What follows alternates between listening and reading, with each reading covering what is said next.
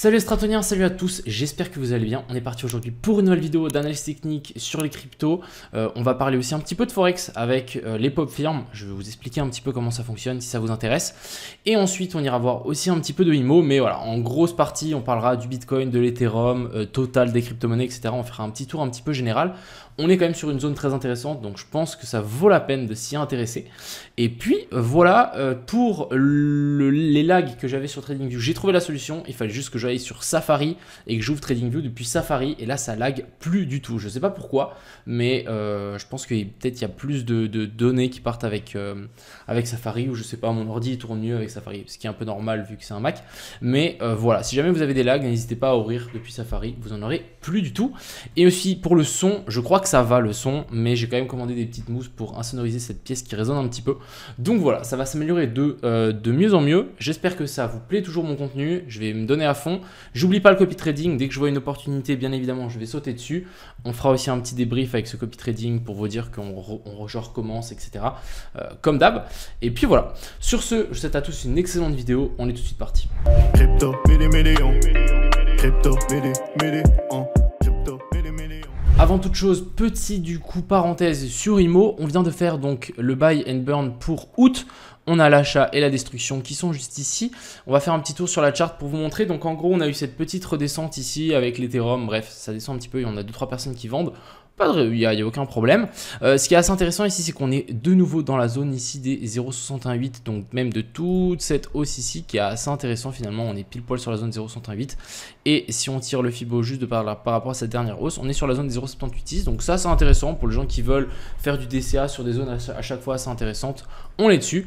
On est sur cette petite zone d'order block, donc à voir. En plus, je reviens. Donc il y a moyen, je pense, qu'on puisse repartir à partir de là. Je rappelle encore une fois que c'est un projet long terme. Plus le temps va passer, plus IMO va devenir rare, et on est en train de travailler sur un peu une nouvelle solution qui va peut-être accélérer ce processus, donc ça va être assez intéressant. Voilà un petit peu pour IMO. Ensuite, je voulais vous parler tout simplement du coup des pop firms. Donc j'ai ouvert un petit compte sur pop firm, moi je vous en ai parlé hier. En gros, je peux répondre à plusieurs questions que je me suis posées hier. On peut trader les crypto-monnaies avec ça. Encore une fois, c'est pas mon argent, et ça encore c'est de l'argent, c'est du démo. En gros, je dois passer deux tests. Je dois d'abord arriver à faire plus 10%. Donc je dois arriver à 1 100 000, c'est-à-dire je dois gagner 100 000 balles avec 1 million. Vous allez me dire 10%, c'est facile, mais avec ça, je sais pas, on verra. Et une fois que je l'ai fait, il faut que je refasse une deuxième fois. Et ensuite, j'aurai de l'argent qui sera, entre guillemets, réel.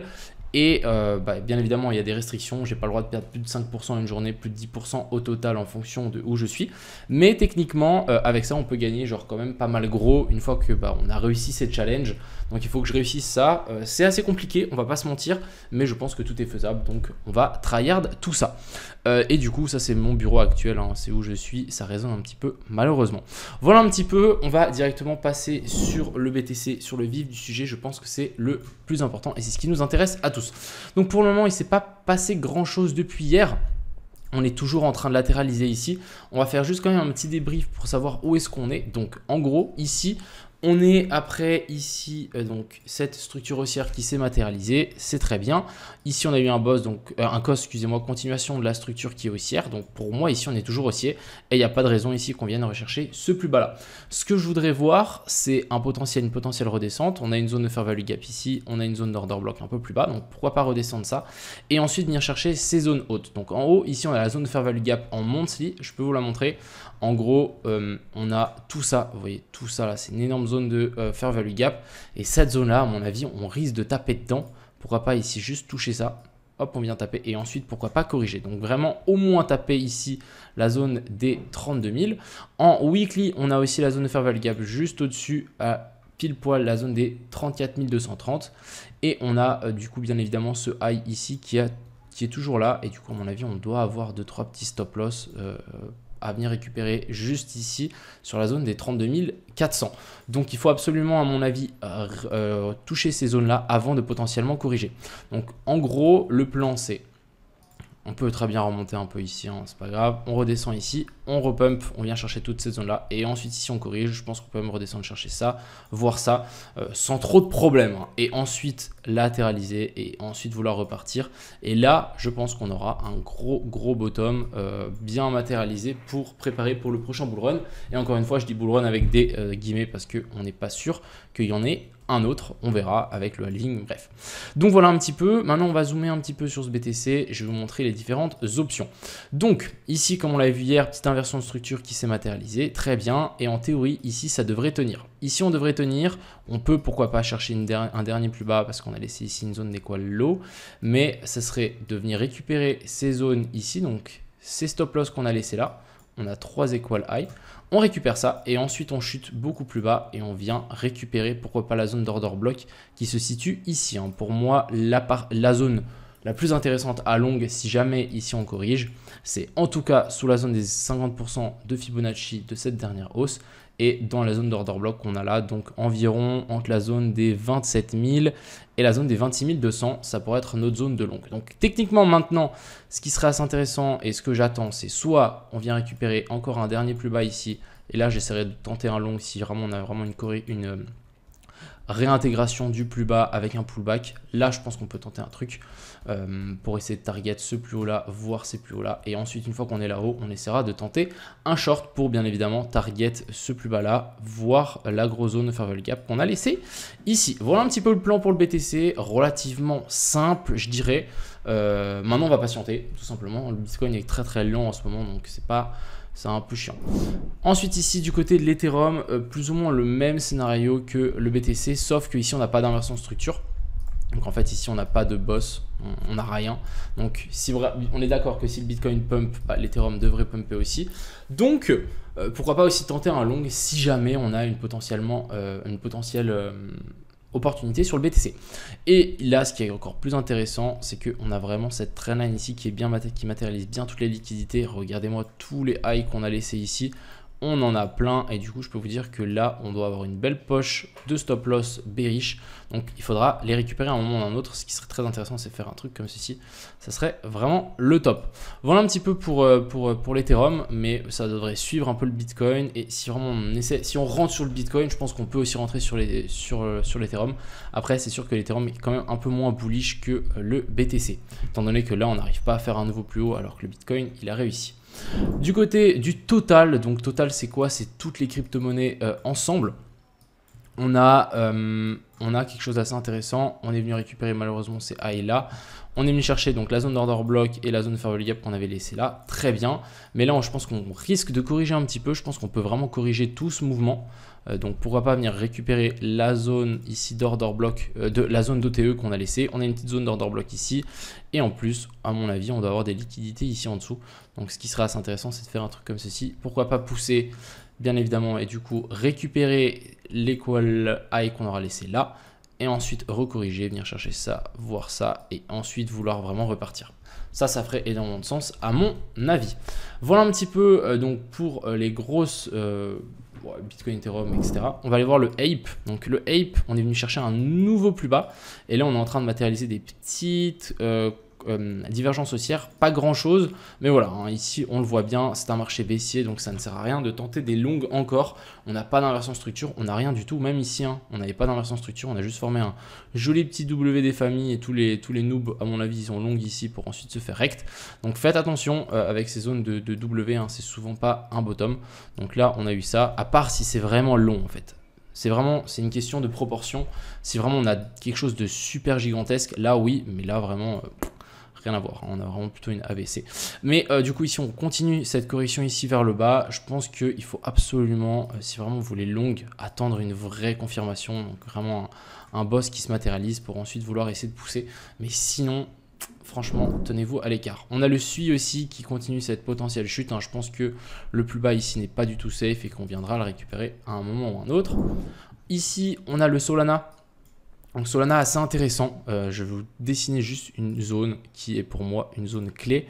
C'est cette zone ici. Qu'est-ce qu'on est venu faire? On est venu se faire repousser par cette même zone et on n'est pas venu faire de clôture au-dessus. Donc vraiment, le Solana, on aurait pu être haussier, mais là, en faisant ça, c'est pas fou.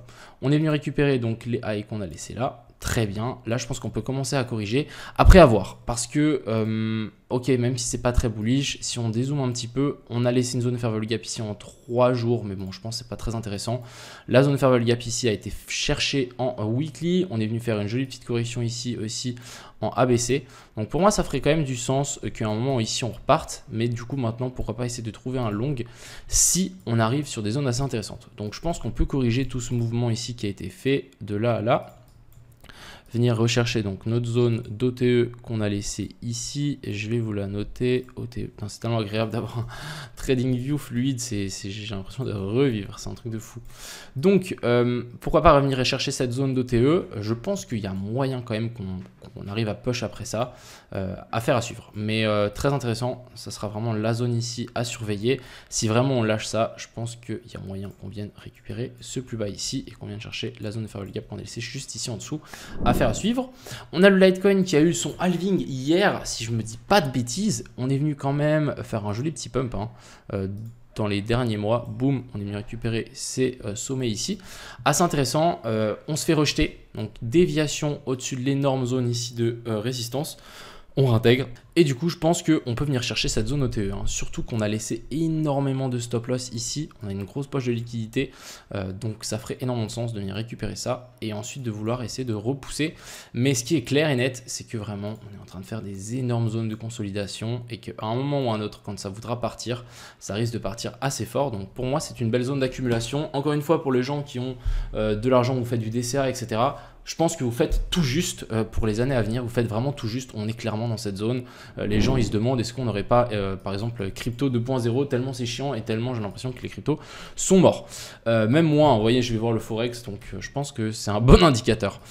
Ici, du côté du coup de APT, on a quand même quelque chose d'assez intéressant. Comme je vous l'ai montré tout à l'heure, souvent quand on corrige, on fait des W. Donc ici, vraiment, on a fait un petit W. On n'est pas venu chercher un nouveau plus haut, mais c'est pas grave.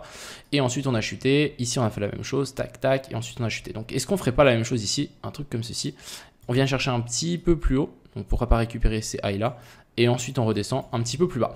Donc, pour moi, ça ferait énormément de sens. Et si on zoome un petit peu, on a la zone ici de fair value gap qui n'a pas été comblée. On a une belle poche de liquidité ici.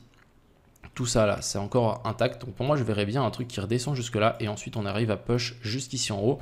On a même une zone de fair value gap juste ici au-dessus en daily qui pourrait clairement être notre target. Bah, pas qui pourrait, mais qui sera notre target si on prend ce long. Mais vraiment, essayer de trouver un truc du style rentrer à ras les pâquerettes. Un truc, il faudra le peaufiner en plus petit time frame. Mais je pense qu'on peut même peut-être tenter un truc, un truc comme ceci. Il faut voir le ratio que ça nous donne. On est sur un ratio 3, c'est largement prenable. Donc ouais, ça peut être assez intéressant à péter, gardez-le en tête. On a le FTM qui est assez intéressant aussi. On a retracé tout le rebond qu'on est venu faire après cette fameuse baisse. Et je pense que là, comme ce qu'on était venu faire à l'époque ici, je dis pas qu'on va avoir une méga hausse après, mais comme ce qu'on est venu faire à l'époque, il y a de fortes chances ici qu'on latéralise pendant un certain temps. Et je pense qu'ici, on est sur une belle zone de, bien évidemment, rechargement long terme. Donc pour les gens qui aiment le FTM comme moi, je pense que là, ça peut être très intéressant de potentiellement en recharger. Je pense qu'on peut même redescendre un peu plus bas. On a laissé une petite zone de fair value gap juste ici. On recharge ici et ensuite on repartirait vraiment beaucoup plus haut. On pourrait même peut-être faire un bottom en Adam et Ève. Donc c'est un V plus un arrondi. Et ensuite venir récupérer bien plus haut et venir nous chercher donc tous les highs qu'on a laissés là, voire même un pumper dans toutes ces zones qu'on a laissées bien plus haut.